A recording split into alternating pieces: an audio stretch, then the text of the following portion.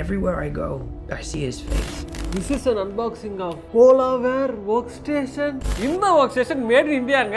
குறிப்பா சொல்லனா made in பக்கத்து தெரு. நம்ம ஏரியால இருக்க ஸ்டார்ட் அப் கம்பெனில இருந்தாங்க இது வந்திருக்கு. வெறும் பெஞ்ச்மார்க் வச்சு மட்டுமே இதோட பெர்ஃபார்மன்ஸ் நல்லா இருக்குன்றத நிர்ணயிக்க முடியாது. பர்சனலா இந்த K9 ப்ராசஸர் யூஸ் பண்ணிருக்கேன். பழைய வீடியோ பார்த்தவங்க எல்லாருக்குமே தெரிஞ்சிருக்கும். இந்த K9 தான் யூஸ் பண்ணிருக்கோம்ன்றது. கம்பேரிட்டிவ்லி பெர்ஃபார்மன்ஸ் நல்லாவே தெரியுது.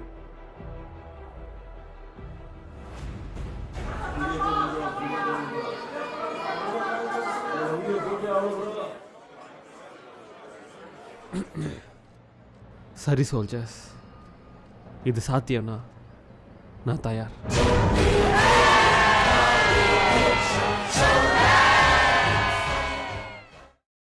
A2D சோல்ஜர்களே, என்ன ஆச்சுதுன்னா ஒரு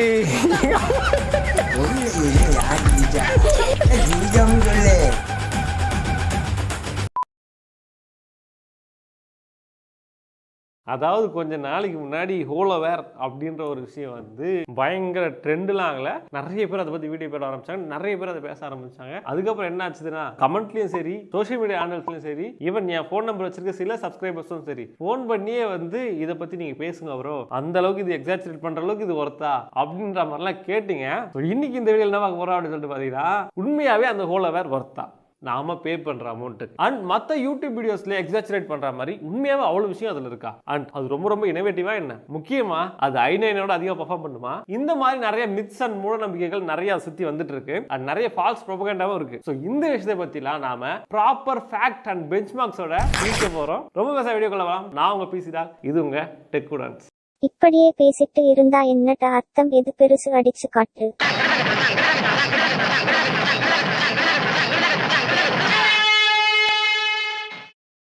நாம இந்த HoloWare மினி ஒர்க் ஸ்டேஷன் இதை பத்திலாம் பார்க்கறதுக்கு முன்னாடி முதல்ல ஒர்க் ஸ்டேஷனா என்ன, ஒர்க் ஸ்டேஷனா என்னன்னு நான் சொல்றதுக்கு முன்னாடி கூகுள் என்ன சொல்லுது அப்படின்றத பத்தி பார்ப்போம். The desk and computer that a person works at, one computer that is part of a network. இது நம்மளோட லாங்குவேஜ்ல சொல்லணும் அப்படின்னு சொல்லிட்டு பார்த்தீங்கன்னா, எந்த ஒரு பிசியா இருந்தாலும் அதை நீங்க கேமிங் இல்லாம ப்ராடக்டிவிட்டி தான் பண்ண போறோம்னு சொல்லி ப்ராடக்டிவிட்டியை மைண்ட்ல வச்சு பில்ட் பண்ணீங்கனாலும் இல்லை ஆல்ரெடி வேற ஒரு கம்பெனி பில்ட் பண்ணியிருந்தாலும் அந்த மெஷின் பேரு ஒர்க் ஸ்டேஷன். அது போர்ட்டபிளா இருக்கணும், ஹைடெக்ஸ் மெஷினா இருக்கணும் அவசியமே கிடையாது. அண்ட் இதுல வேற நெட்வொர்க் அப்படின்னு சொல்லிட்டு ஒரு விஷயம் வந்து இருக்கு கூகுள். ஏன் நெட்வொர்க் இருக்குன்னா, எப்பயுமே ஒரு ஒர்க் ஸ்டேஷன்னா ஒரு ஆஃபீஸ்ல இருக்கும், ஆஃபீஸ் என்வரான்மெண்ட்ல இருக்கும். ஸோ பிசிக்கும் ஒர்க் ஸ்டேஷனுக்கு வித்தியாசம் என்னன்னா, பிசி ஒர்க் ஸ்டேஷன் டெக்னிக்கலா ஒன்று தான், அது யூஸ் பண்ற இடம் தான் வேற. பர்சனல் கம்ப்யூட்டர் நம்ம வீட்டில் யூஸ் பண்ணுவோம். ஒர்க் ஸ்டேஷன்னா இப்போ நீங்க ஒரு ஆஃபீஸ் ஒர்க் பண்றீங்க, அந்த ஆஃபீஸ்ல பாத்தீங்கன்னா ஒரு நெட்வொர்க்ல தான் இருக்கும். ஏன்னா ஒரு ஆஃபீஸ்னாலே நெட்வொர்க் இருக்கும். அதனால தான் ஆப்பிளோட iMac இந்த மாதிரி விஷயங்கள்ல 10 GB நெட்வொர்க் கொடுப்பாங்க. ஏன்னா நெட்வொர்க்கிங்கோட பேண்ட்வித் அதிகமா இருக்கணும்ன்றதுக்காக. இப்போ நம்ம பேசிக் ஒர்க் ஸ்டேஷன் என்ன அப்படின்றத பார்த்தாச்சு. இப்போ நம்ம HoloWare யாரு அண்ட் அவங்களோட மினி ஒர்க் ஸ்டேஷன் இருக்கு இல்லையா, அவங்க என்ன ஆஃபர் பண்றாங்க அப்படின்றத பத்தி பார்ப்போம். HoloWareன்றது ஒரு தமிழ்நாடு பேஸ்டு கம்பெனி, ஆன்லைன்ல இருக்க டேட்டா பொறுத்த வரைக்கும். அண்ட் அந்த கம்பெனியோட பேரண்ட் கம்பெனி என்னன்னு சொல்லி பார்த்தீங்கன்னா Jai Krishna technology private limited. And இந்த ரெண்டு கம்பெனியும் பார்த்தீங்கன்னா கிட்டத்தட்ட ஒரு வருஷத்துக்குள்ள தான் ரெஜிஸ்டர் பண்ணியிருக்காங்க. ஸோ அந்த கம்பெனில இருந்து அவங்க 2 ப்ரீபில் பிசிஸ், அதை பார்த்தீங்கன்னா அது ஒர்க் ஸ்டேஷன் அவங்க லாங்குவேஜ்ல, நம்ம லாங்குவேஜ் பொறுத்த வரைக்கும் அது ஒரு ப்ரீபில் பிசி. ஒரே ப்ரீபில் பிசி தான் இருக்கு, ஒரே ஒரு ப்ராடக்ட் தான் இருக்கு. அது 2 வேரியன்ட் இருக்கு. ஒன்னு என்னன்னா HoloWare H6 5000 series, HoloWare H6 7000 series. இப்போ நம்ம HoloWare H6 ஒர்க் ஸ்டேஷன் இருக்கு இல்லையா, ஸோ அது உண்மையா வேல்யூ ஃபார் மணியா ஒர்த்தா, அவங்க சொல்றதுக்கு ஏற்ற மாதிரி இதுக்கு இருக்கா இல்லையா அப்படின்றதெல்லாம் நம்ம தெரிஞ்சு என்ன பண்ணா பெஞ்ச்மார்க் பண்ணி பார்க்கணும். பட் இதுக்கு முன்னாடி நீங்க பார்த்த வீடியோஸ், அதை நானும் பார்த்த வீடியோஸ் எதுவுமே பெஞ்ச்மார்க்ஸ் பத்தி பெருசா பேசல. கேம் ஆடி காட்டுறாங்க, ஆனா அதுல OST இல்ல, எவ்வளவு FPS வருது, எவ்வளவு யூசேஜ் பண்ணுது, எதுவுமே இல்ல. அண்ட் நான் பார்த்த வீடியோஸ்ல ரெக்கார்ட் பண்ண வீடியோ ஷட்டர் ஆகுது. ஸோ இந்த மாதிரி நிறைய பிரச்சனை இருக்கிறதுல அதுல ஆக்சுவல் பெர்ஃபார்மன்ஸ் என்னன்னு நமக்கு தெரியவே தெரியாது. ஸோ இன்னைக்கு நான் என்ன பண்ண போறேன்னா, நம்ம கிட்ட இருக்க HoloWare வச்சு நாம எவ்வளவு பெஞ்ச்மார்க் நமக்கு கிடைக்குது, எவ்வளவு பெர்ஃபார்மன்ஸ் கிடைக்குது அப்படின்றதெல்லாம் நம்ம பார்க்க போறோம். நம்ம கிட்ட இல்லைன்னா பிரபு HoloWare நம்மளே பில் பண்ணுவோம். அதாவது பாத்தீங்கன்னா எங்க கிட்ட இப்போ HoloWare ஒர்க் ஸ்டேஷன் அந்த பிசி எங்க கிட்ட இல்ல. ஆனால் நாம என்ன பண்ண போறோம்னா, HoloWareல யூஸ் பண்ணாங்க இல்லையா ஹார்ட்வேர், அவங்க யூஸ் பண்ண எல்லா பொருளையும் வச்சு நாம ஒரு ரெப்ளிகா கிரியேட் பண்ண போறோம். அந்த HoloWareோட A2Dயோட வெர்ஷன் ஒன்று பண்ண போறோம், நாமளா பில் பண்ண போறோம். இப்போ நம்ம என்ன பண்ணலாம்னு சொல்லி பார்த்தீங்கன்னா, அவங்களோட சைட்குள்ள போவோம். 2 வேரியன்ட்ஸ் இருக்கு. 7000 5000 வித்தியாசம்னா 4750 யூஸ் பண்ணிருப்பாங்க Ryzen 7, இல்ல 4650 யூஸ் பண்ணிருப்பாங்க. ரெண்டுமே ஆக்சுவலா OEM யூனிட் தான், OEM ப்ரீமியம் ப்ராசஸ், ரிட்டைல் தனியாக நம்ம வாங்க முடியாது. பட் 4750 வச்சுன்றது ரொம்ப ரொம்ப ரொம்ப ரேர், அதனால அது வாங்கவே முடியாது. ஈவன் நானே இது வரைக்கும் ஒரு ப்ராசஸரோட கண்ணில் பார்த்தது இல்லை. ஆனால் 4650 அதாவது இந்த 5000 சீரிஸ் இருக்கு பார்த்தீங்களா, அதில் யூஸ் பண்ணுற AMD Ryzen 5 Pro 4650 வச்சுன்றது நம்ம ஆல்ரெடி நம்மளோட ஃபைனலி பிசி பில்ல யூஸ் பண்ணியிருக்கோம். அது மட்டும் இல்லாமல் என்கிட்ட அந்த ப்ராசஸரும் இருக்கு. இப்போ ஸோ இந்த ப்ராசஸர் வச்சு நம்மளோட ரெப்ளிகாவை நம்ம கிரியேட் பண்ண முடியும். கிராஃபிக்ஸில் பார்த்தீங்கன்னா இன்டர் கிராஃபிக்ஸ் கொடுத்துருக்காங்க. ஸோ இன்டர் கிராஃபிக்ஸ் கொடுத்துப்போம். ரேம் பொறுத்த வரைக்கும் பார்த்தீங்கன்னா 8GB 16GB இது மாதிரி நிறைய வேரியன்ஸ் கொடுத்துருக்காங்க. அதில் பார்த்தீங்கன்னா முக்கியமாக சொல்லலாம் NGCCன்னு ஒன்று இருக்கும், ECC இருக்கும். ஸோ நம்ம கிட்ட என்ன இருக்குன்னு சொல்லி பார்த்தீங்கன்னா G-Skillோட 3200 MHz 2 8GB நான் ECC மெமரி. ஸோ அதனால் நான் இங்கே வந்து 16GB கொடுத்துறேன். And 512GB NVMe SSD.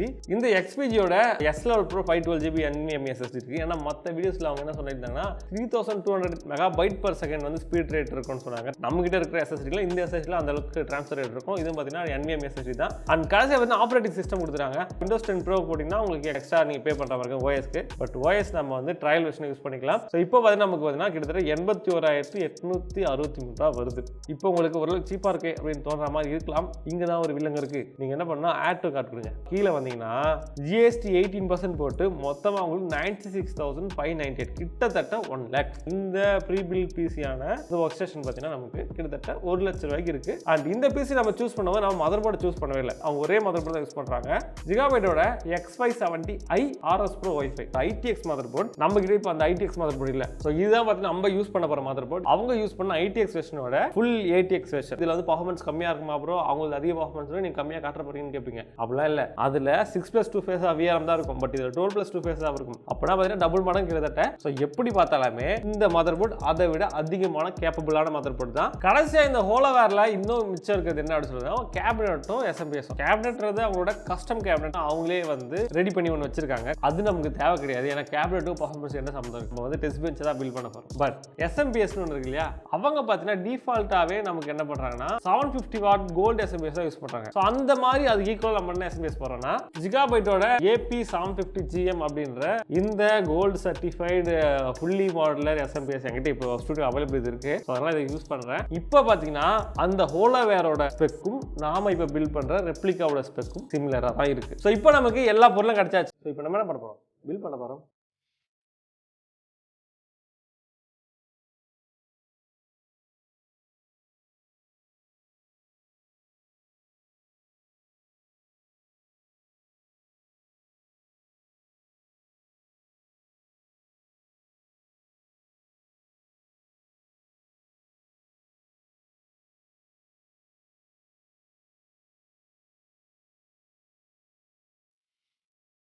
Okay soldiers, இப்போ நான் என்ன பண்ணியிருக்கோன்னா நம்மளோட ஹோலோவேரோட ரெப்ளிகாவை கிரியேட் பண்ணியாச்சு, அதாவது பில்ட் பண்ணி முடிச்சாச்சு. ஸோ இந்த பிசியில் வர பர்ஃபார்மன்ஸ்ன்றது ஹோலோவேரில் என்ன பர்ஃபார்மன்ஸ் வருமே அதே தான் வரும். ஸோ இவ்வளோ நாள் பார்த்தீங்கன்னா இதோட பர்ஃபார்மன்ஸ், இந்த ஹோலோவேரோட பர்ஃபார்மன்ஸ் வந்து மூடி மறைச்சு தான் வச்சிருந்தாங்க. அண்ட் ப்ரைஸோட கம்பேர் பண்ணவே இல்லை. அண்ட் இன்னைக்கு நம்ம என்ன பண்ண போறோம்னா இதை மூட போகிறது இல்லை, திறந்து எல்லாரும் காமிச்சிட போகிறோம். அண்ட் வெறும் இதில் பர்ஃபார்மன்ஸ் மட்டும் காமிச்சா நமக்கு வந்து அந்த அளவுக்கு புரியாது. நாம் என்ன பண்ணலாம் அப்படின்னு சொல்லிட்டு பார்த்தீங்கன்னா, ஸோ இதோ இருக்கு பார்த்தீங்களா, இது வந்து நம்மளோட சப்ஸ்கிரைபருக்காக பில்ட் ஒரு பிசி. இந்த பெஞ்ச்மார்க் பார்த்துட்டு வருவோம், வந்த உடனே இதோட பிரைஸ் என்ன அப்படின்றத பார்க்கலாம். அண்ட் இந்த ஹோலோவேர் மெஷினோட, இந்த கான்ஃபிகரேஷனோட வர ஹோலோவேர் மெஷினோட பிரைஸ் என்னன்னா கிட்டத்தட்ட 1 lakh. அதோட பெர்ஃபார்மன்ஸும் இதோட பெர்ஃபார்மன்ஸும் எவ்வளவு வந்து டிஃபரன்ஸ் இருக்கு. அண்ட் அதே மாதிரி இந்த ரெப்ளிகா பண்ணோம் இல்லையா, அதுக்கும் 96,000 செலவாச்சா ப்ரோ அப்படின்னு கேட்டீங்கன்னா பெஞ்ச்மார்க் பார்த்தவங்க நம்ம பார்ப்போம். முதல்ல நாம இந்த ரெண்டு மெஷின்ல கிடைக்கிற கேமிங் பெர்ஃபார்மன்ஸ் என்ன அப்படின்றத பார்க்கலாம். முதல்ல நம்ம பார்க்க போறது Assassin's Creed Valhalla. Assassin's Creed Valhallaன்றது ரீசெண்டா ரிலீஸ் ஆன ஒரு ட்ரிபிள் டைட்டில். ஸோ அதுல இந்த ரெண்டு மெஷின் எப்படி பெர்ஃபார்ம் பண்ணுதுன்னு பார்க்கலாம். முதல்ல நம்மளோட ஹோலோவேரை பத்தி பார்க்கலாம். ஹோலோவேர்ல நமக்கு எவ்வளவு FPS கிடைக்குது அப்படின்னு சொல்லிட்டு பாத்தீங்கன்னா கிட்டத்தட்ட ஆவரேஜா அல்ட்ரா ஹை செட்டிங்ஸ்ல வெறும் 16 FPS தான் கிடைக்குது.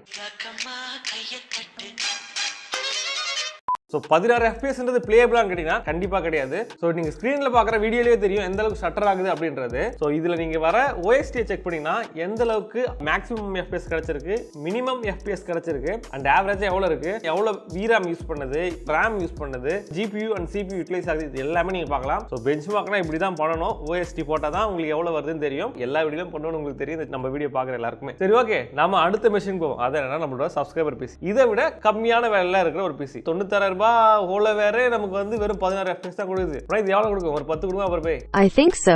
அப்படியே நினைப்பீங்க. பாருங்க Assassin's Creed Valhalla பாத்தீங்கன்னா நமக்கு இந்த சப்ஸ்கிரைபர் PC கிட்டத்தட்ட 28 FPS அல்ட்ரா ஹை செட்டிங்ஸ்ல 1080p ல கிடைக்குது. சோ நம்ம பண்ற டெஸ்ட் எல்லாமே 1080p தான். சோ இந்த 1080p செட்டிங்ஸ்ல 28 FPS ஆவரேஜா கிடைக்குது. மேக்ஸிமம் பாத்தீங்கன்னா 38 FPS கிடைக்குது. இது பிளேயபிளான்னு கேட்டீங்கன்னா கண்டிப்பா பிளேயபிள். சரி ஓகே, Assassin's Creed தான் இந்த அளவுக்கு வருது. ஏன்னா இது புது கேம்.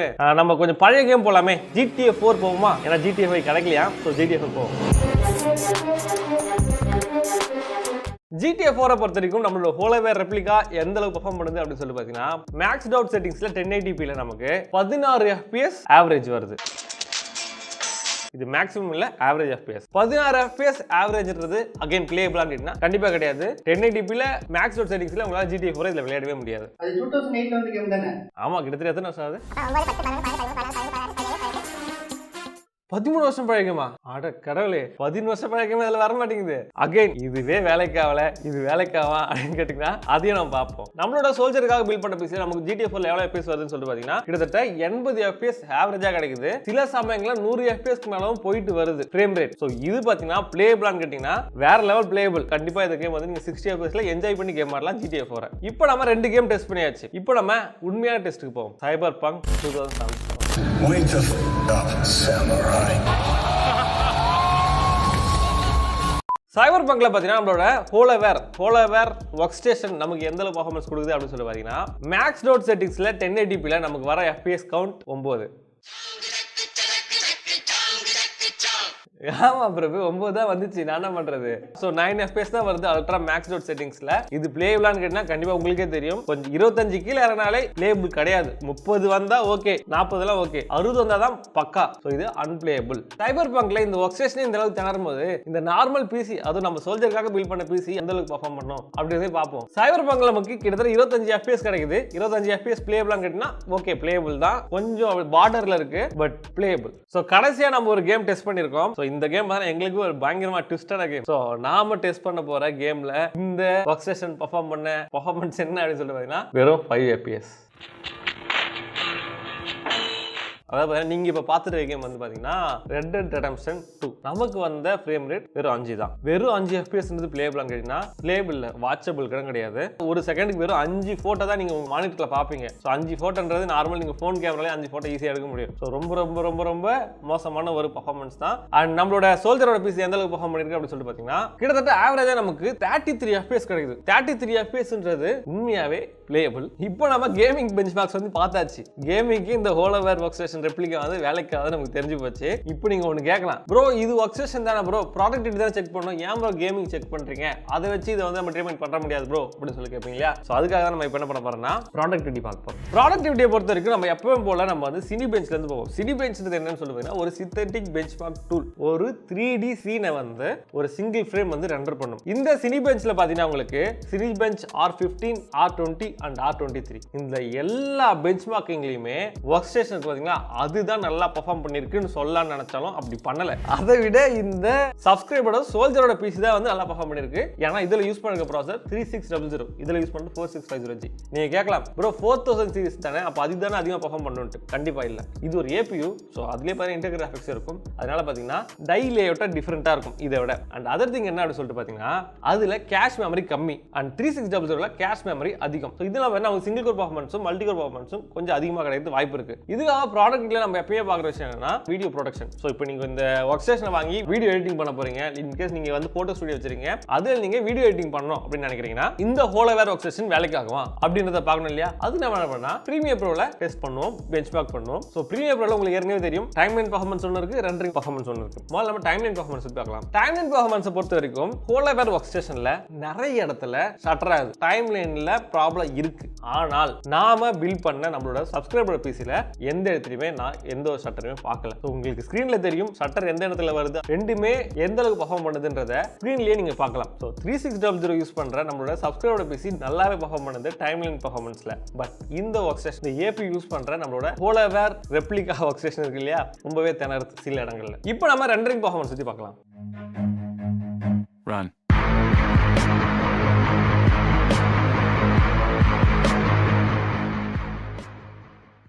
இப்போ உங்களுக்கே தெரிஞ்சிருக்கும் ரெண்டரிங் பர்ஃபார்மன்ஸ் எந்த அளவுக்கு இருக்கு அப்படின்னு சொல்லிட்டு. அதாவது பாத்தீங்கன்னா 7 நிமிஷம் 36 செகண்ட் எடுத்துக்குது இந்த ப்ராஜெக்ட் ரெண்டர் பண்றதுக்கு. ஆனா நார்மலா பில்ட் பண்ண கேமிங் அண்ட் ப்ரொடக்டிவிட்டி எல்லாத்தையும் கலவையா பில்ட் பண்ண ஒரு பிசி, கஸ்டம் பிசி எந்த அளவுக்கு பர்ஃபார்ம் பண்ணுதுன்னா சேம் ப்ராஜெக்ட்டை 4 நிமிஷம் 34 செகண்ட்ல முடிச்சிருது. ஸோ இப்போ உங்களுக்கு தெரிஞ்சிருக்கும் பிரீமியர் ப்ரோலையுமே ஒர்க் ஸ்டேஷன் வேலைக்கு ஆகலன்னு. ஸோ இப்போ நம்ம வீடியோ ப்ரொடக்ஷன் பத்தி பார்த்தாச்சு. வீடியோ ப்ரொடக்ஷனுக்கு செட் ஆகாது, கேமிங்க்கும் செட் ஆகாது. இது இப்போ வரைக்கும் பார்த்ததுல அதான் நமக்கு தெரிஞ்ச ஒரு விஷயம். ஆனால் 3D மாடல் பண்றவங்க இன்கேஸ் பிளெண்டர் யூஸ் பண்றீங்க அப்படின்னா அவங்களுக்கு இது கரெக்டா இருக்குமா? பிளெண்டர்ல நீங்க ரெண்டர் பண்றீங்க அப்படின்னா நீங்க கொடுக்குற காசுக்கு பர்ஃபார்ம் பண்ணுது அப்படின்னு சொல்லிட்டு பார்த்தோம்னா அங்கேயும் ஒரு ட்விஸ்ட். பிளெண்டரோட BMW சாம்பிள் நம்ம எடுத்துக்கிட்டோம். அதை 2 மிஷின்லயே போட்டு ரெண்டர் பண்ணி பார்த்ததுல CPU ரெண்டர்ல கொஞ்சம் டிஃபரன்ஸ் தான் இருக்கு. கிட்டத்தட்ட ஒரு 10 செகண்ட் டிஃபரன்ஸ் இருக்குன்னு வச்சுங்களேன். ஏன்னா ரெண்டுமே 6 ரெண்டுமே 12 த்ரெட் ரெண்டுமே கிட்டத்தட்ட சேம்னால நம்மளோட சோல்ஜர் PC 10 செகண்ட் தான் வித்தியாசம் இருக்கு. ஆனா GPU ரெண்டர்ல பாத்தீங்கன்னா கிட்டத்தட்ட 8 நிமிஷம் டிஃபரன்ஸ் இருக்கு. இந்த ஒர்க் ஸ்டேஷன் 10 நிமிஷம் எடுத்துட்டு இருக்கு, 10 நிமிஷத்துக்கு மேல எடுத்துட்டு இருக்கு அதை ரெண்டர் பண்றதுக்கு. ஆனா நம்மளோட சோல்ஜரோட PC 2 நிமிஷம் 33 செகண்ட்ல முடிச்சிருச்சு. இப்போ நீங்க கேட்கலாம், ப்ரோ இதுல தான் கிராஃபிக்ஸ் கார்டு இல்லையே, டெடிகேட்டட் கிராஃபிக்ஸ் கார்டு இல்லையே, அப்போ அதிகமா தானே ப்ரோ எடுத்துக்கோ, அதுல என்ன ப்ரோ புதுசா சொல்றீங்க அப்படின்னு சொல்லி கேட்கலாம். எஸ், கண்டிப்பா அப்படிதான் எடுத்துக்கும். ஆனா இந்த சோல்ஜரோட பிசியோட ரேட் கம்மி. எவ்வளவு கம்மி தான் கொஞ்ச நேரத்தை சொல்றேன். இன் கேஸ் நீங்க பிளெண்டரோட டிஃபால்ட் ரெண்டர் யூஸ் பண்ணாம நீங்க வீரே யூஸ் பண்றீங்க, வீரே யூஸ் பண்ணி நீங்க ரெண்டர் பண்றீங்க அப்படின்னா எந்த அளவுக்கு பர்ஃபார்மன்ஸ் நமக்கு கிடைக்கும்? இங்கேயுமே நம்மளோட ஒர்க் ஸ்டேஷன் ரொம்ப மோசமா பெர்ஃபார்ம் பண்ணுது. அதாவது பாத்தீங்கன்னா நம்மளோட ஒர்க் ஸ்டேஷனோட கம்மியா ரேட் ஸ்பெண்ட் பண்ணி கம்மியான அமௌண்ட் ஸ்பெண்ட் பண்ணி பில்ட் பண்ண பிசி அதோட 2 மடங்கு அதிகமா பெர்ஃபார்ம் பண்ணுது GPU ரெண்டர்ல. அண்ட் CPU ரெண்டர்ல சிக்னிஃபிகண்டா டிஃபரன்ஸ் இருக்கு. அதாவது பாத்தீங்கன்னா ஹோலோவேர் ஒர்க் ஸ்டேஷன் 9168K சாம்பிள்ஸும் நம்மளோட கஸ்டம் சோல்ஜர் பிசி 10132K சாம்பிள்ஸும் கொடுத்திருக்கு CPU ரெண்டர்ல. சோ வீரலியுமே இதுதான் அதிகம் பெர்ஃபார்ம் பண்ணுது. அதாவது பாத்தீங்கன்னா இப்போ நீங்க கேம் ஆடுறவங்களா இருந்தாலும் ஸ்வாகா, வீடியோ எடிட் பண்றதா இருந்தாலும் ஸ்வாகா, 3D மாடல் பண்றதும் ஸ்வாகா, ஆக மொத்தம் Moonu Swaga. நம்ம கொடுற காசுக்கு இது வச்சு நம்ம எதுவுமே பண்ண முடியாது. இப்போதைக்கு பெஞ்ச்மார்க்ஸை பார்த்த வரைக்கும் ஹோலோவேர் அதோட பிரைஸ்க்கு ஒர்த் இல்லைன்னு மட்டும் உங்களுக்கு புரிஞ்சிருக்கும். பட் இந்த சோல்ஜரோட பிசியோட பிரைஸ் வந்து நான் வந்து கம்மின்னு சொல்லியிருந்தேன். பட் எந்த அளவுக்கு கம்மி அப்படின்னு நான் சொல்ல இல்லையா, அதை நான் இப்போ சொல்றேன். இந்த வீடியோ ஷூட் பண்ற டேட்டுக்கு நீங்க இந்த ஒர்க் ஸ்டேஷன், அதாவது ஹோலோவேர் ஒர்க் ஸ்டேஷன் இந்த கான்ஃபிகரேஷன் நீங்க வாங்கினீங்கன்னா அவங்களோட சைட்லயே நமக்கு 96,598 அவ்வளவு ரூபாய்க்கு கிடைக்குது வித் டாக்ஸோட. ஆனா நாம பில் பண்ண இந்த சப்ஸ்கிரைபரோட பிசி எவ்வளவுக்கு பில் பண்ணோம் அப்படின்னு சொல்லிட்டு பாத்தீங்கன்னா வெறும் 77,850 ரூபாய்க்கு தான். சோ இப்போ நான் உங்களுக்கு ஸ்கிரீன்ல எவ்வளவு பிரைஸ், என்னென்ன பிரைஸ், என்னென்ன ப்ராடக்ட் அப்படின்றதெல்லாம் நான் வந்து ஸ்கிரீன்ல போடுறேன். அதை பார்த்து தெரிஞ்சிடும் என்னென்ன அப்படின்னு சொல்லிட்டு. இந்த ஸ்பெக் அண்ட் பிரைஸை பார்த்து உங்களுக்கு என்ன புரிஞ்சுக்கன்னா, இதுக்கு ஸ்பெண்ட் பண்ற அமௌண்ட்டை விட கம்மியான அமௌண்ட்லயே நீங்க நல்ல பெர்ஃபார்மன்ஸ், இதை விட அதிகமான பெர்ஃபார்மன்ஸ் பிசி பில் பண்ண முடியும். இது ரெண்டு நடுவில் கிட்டத்தட்ட 18,748 ரூபாய் டிஃபரன்ஸ் இருக்கு. இந்த அமௌண்ட் வச்சு நீங்க ஒரு நல்ல மானிட்டர் வாங்கலாம், இல்ல கிராஃபிக்ஸ் கார்டு இன்னும் பெருசா போடலாம், கிராஃபிக்ஸ் கார்டு அதிகம் போட்டா இன்னும் நிறைய பெர்ஃபார்மன்ஸ் கிடைக்கும், இல்ல ப்ராசஸர் இன்னும் அதிகம் போடலாம், லைக் 3700X போட முடியும். அது போட இன்னும் பெர்ஃபார்மன்ஸ் இன்னும் அதிகமாக, ஏன்னா அது 8 கோர், அது கோர் கவுண்ட் அதிகமானால பெர்ஃபார்மன்ஸ் இன்னும் அதிகமாகும். ஸோ எப்படி பார்த்தாலுமே இதை விட ஒர்க் ஸ்டேஷன் வாங்குற பிரைஸ்க்கு நீங்க ஒரு பிசி பில் பண்ணீங்கன்னா இப்போ நம்ம பார்த்தோம் இல்லையா பெர்ஃபார்மன்ஸ், அதை விட பல மடங்கு பெர்ஃபார்மன்ஸ் அதிகமாக பார்க்க முடியும். பட் இப்போ ஒரு கேள்வி வரும், நீங்க இந்த ரெப்ளிகா பில் பண்ணீங்களா ப்ரோ, அதுக்கு எவ்வளவு ப்ரோ செலவாச்சு, அதுக்கும் 96,598 ஆச்சா அப்படின்னு சொல்றீங்கன்னா கண்டிப்பா இல்ல. நாம இந்த ரெப்ளிகாவை வெறும் 73,400 ரூபாயிலே பில் பண்ண முடியும்.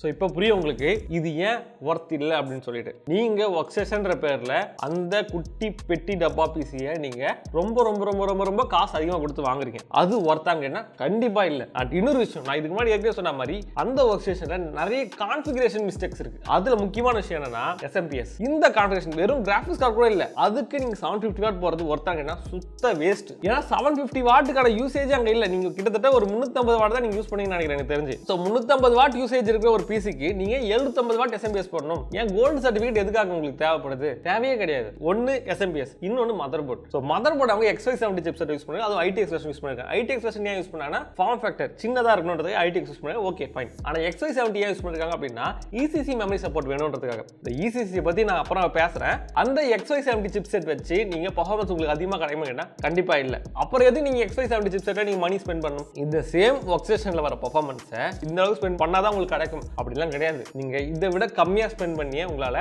அந்த பெர்ஃபார்மன்ஸை வாங்க முடியும். அதுக்கு எவ்வளவு செலவாகும் அண்ட் என்னென்ன பொருளா யூஸ் பண்ணலாம்னு சொல்லி பாத்தீங்கன்னா, இதுல இருக்க XY70 மதர் போர்டை நீங்க எனி B450 வைஃபை மதர் போர்டை ஸ்வாப் பண்ணலாம். நான் ஸ்வாப் பண்ணது என்னன்னா, இதுல யூஸ் பண்ணிருக்கேன் இல்லையா B450 MAC ஆஸ்ட்ரா கூட மதர் போர்டு, அதோட ஸ்வாப் பண்ணீங்கன்னா உங்களுக்கு நிறைய அமௌண்ட் கம்மியாகும். அந்த XY70 மதர் போர்டு பிரைஸ் 26,500 ரூபாய். ஆனா இந்த B450 மதர் போர்டு பிரைஸ் வெறும் 8,800 ரூபாய் தான். அதே மாதிரி 750 வாட் SMPS 550 வாட்டோட நீங்க ரீப்ளேஸ் யூட்டிலைஸ் பண்ண முடியும். நான் என்ன சஜஸ்ட் பண்ணுவேன்னா இந்த பில்ல யூஸ் பண்ணிருக்கேன் Corsair CB550 சஜஸ்ட் பண்ணுவேன். ஏன்னா அது ஒரு பிராண்ட் சர்டிஃபைட் SMPS 5 வருஷம் வாரண்டி கிடைக்கும். ஸோ அந்த SMPS நீங்க வாங்கிட்டு போயிடலாம். இந்த சின்ன சின்ன மாற்றங்கள் பண்றது மூலமா நாம இந்த ஒர்க் ஸ்டேஷனோட பெர்ஃபார்மன்ஸை எவ்வளவு கம்மியான விலையில கிடைக்கலாம் அப்படின்னு சொல்லிட்டு பாத்தீங்கன்னா வெறும் 50,050 ரூபாய் நம்ம வாங்கிக்க முடியும். ஸோ அதோட ரேட் டீடைல்ஸ் சைட்ல போறேன், நீங்க அதை பார்த்து தெரிஞ்சுக்கங்க. 50,000 ரூபாய் ஸ்பெண்ட் பண்ணா வர பெர்ஃபார்மன்ஸை நீங்க 1 லட்சம் ரூபாய்க்கு செல் பண்றது எந்த அளவுக்கு நியாயம், அண்ட் இதை சப்போர்ட் பண்றதும் எந்த அளவுக்கு நியாயம். ஸோ இந்த 2 கேள்வி தான் என்ன இந்த வீடியோ பண்ண வச்சது.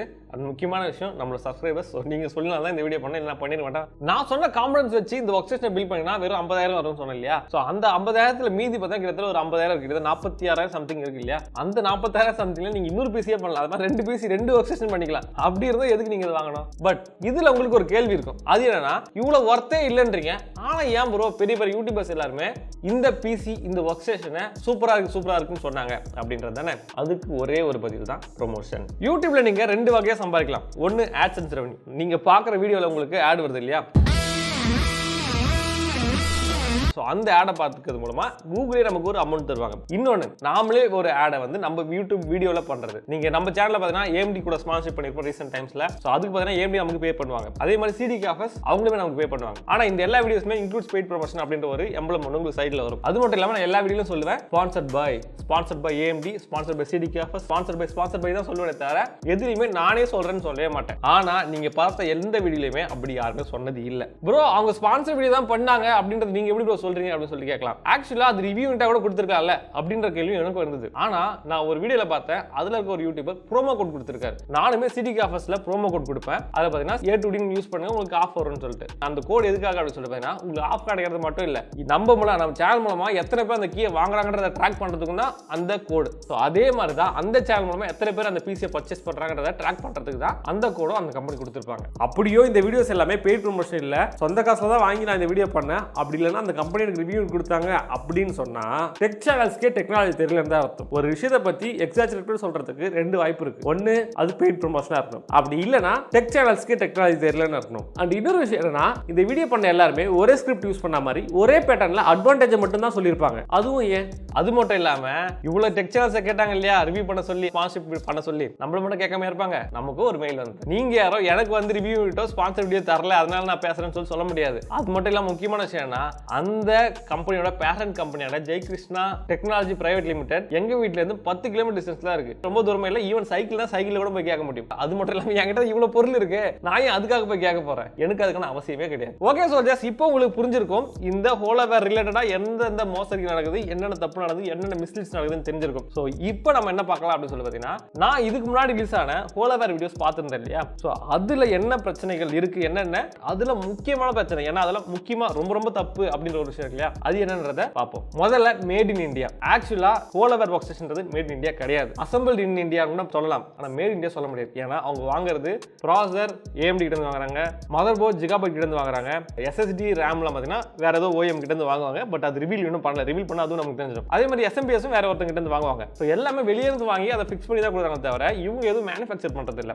எக்ஸப்ட் அந்த கேபினெட் மட்டும் தான் புதுசு. அவங்களோட ஓன் மேனுஃபேக்சரிங்கா இருக்கலாம். பட் எனக்கு தெரிஞ்சு அதுவும் ஓன் மேனுஃபேக்சரிங் இருக்காது, வேற ஒரு மேனுஃபேக்சரிங் வெண்டர் கிட்ட கொடுத்து பண்ணுவாங்க. பட் அதுவுமே அவங்களுக்கு வச்சுங்களேன், அந்த ஒரே ஒரு கேஸ் மட்டும் தான் அவங்களோட விஷயம். மீதி இருக்க உள்ள இருக்கிறது எல்லாமே வேற ஒரு மேனுஃபேக்சரர் கிட்ட இருந்து வரது. அது மட்டும் வேற ஒரு கம்பெனி இருந்து வாங்கி யூஸ் பண்றாங்க. அந்த பொருளை நீங்களே கூட வாங்கிக்கலாம் தனியா, இங்க அவங்க கிட்ட போய் தான் வாங்கணும் அவசியமே கிடையாது. சோ அது மேட் இன் இந்தியா சொல்றது ரொம்ப ரொம்ப ரொம்ப அபத்தமான ஒரு விஷயம். ரெண்டாவது விஷயம் ECC மெமரி. ECC மெமரி அப்படின்றது என்னன்னு சொல்லிட்டு பாத்தீங்கன்னா, அது நாம யூஸ் பண்ற நார்மல் மெமரி மாதிரி தான், பட் எக்ஸ்ட்ரா மெமரி மாடியூல்ஸ் இருக்கும். அது என்ன பண்ணும் அப்படின்னு சொல்லி பாத்தீங்கன்னா, RAM-ல இருக்கிற டேட்டாவை வச்சு parity bits ஜெனரேட் பண்ணிட்டே வரும். அதை வந்து அந்த மெமரி மாடியூல்ஸ் வச்சிருக்கும். சோ இன் கேஸ் ஏதாவது ஒரு எரர், லைக் ஏதாவது ஒரு TLB ஹிட்ல இருந்து ப்ராப்ளம் வருது, ஏதாவது ஒரு எக்ஸெப்ஷன் வருது அப்படின்ற பட்சத்துல அந்த parity bit-ஐ வச்சு காணாம போன அந்த டேட்டாவை ரீகன்ஸ்ட்ரக்ட் பண்ணிக்கும். சோ இந்த ரீகன்ஸ்ட்ரக்ட் பண்றதுனால என்ன ஆகும்னா, நமக்கு blue screen errors, data loss or திடீர்னு ஒரு எக்ஸெப்ஷன் அந்த மாதிரி வர விஷயம்லாம் இருக்காது. சோ இதுதான் வந்து ECC மெமரி. இந்த ECC மெமரி போனால பெர்ஃபார்மன்ஸ் அதிகமாகும்னு கேட்டீங்கன்னா